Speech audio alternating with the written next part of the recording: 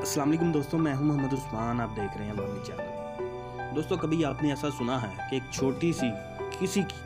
Customer की गलती की वजह से सुपर स्टोर ने अपना 56 लाख का सामान कूड़े में फेंक दिया। दोस्तों, वतन अजीज़ पाकिस्तान में अगर आप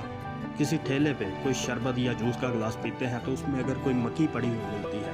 तो आप दुकानदार को कहते हैं कि ये भाई इसमें मक्खी गड़ी है, और वो आगे से ऐसा अपने आप को डिफेंड करता है, ऐसा झूठ मारता है कि भाईजान ये मक्खी नहीं इलायची है। अगर कोई कीड़ा किसी बिरयानी में से निकल आता है, किसी सालन में से निकल आता है, तो वो आगे से पूरा अपने आप को डिफेंड करता है और जो सालन है उसको ज़ाया करने की बजाय कस्टमर को भी वो ही खिला देता है जिसको इस पर शक होता है। जी तो दोस्तों, अमेरिका के सबसे बड़े शहर न्यूयॉर्क में कोरोना वायरस से सबसे ज़्यादा मुतासरा मुल्क अमेरिका की रियासत न्यू जर्सी के एक सुपर स्टोर के तकरीबन 56 लाख रुपए की सब्जियां, गोश्त, बेकरी का सामान और दीगर अशिया को इस वक्त फेंक दिया जब इसके करीब एक खतून ने खांसी की और छींक मारी।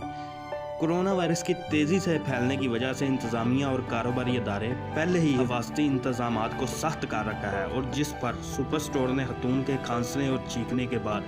ग़िज़ाई चीज़ों को फेंकना और स्टोर को भी मुकम्मल हिफाजती इंतजामात करने के बाद दोबारा खोल दिया है।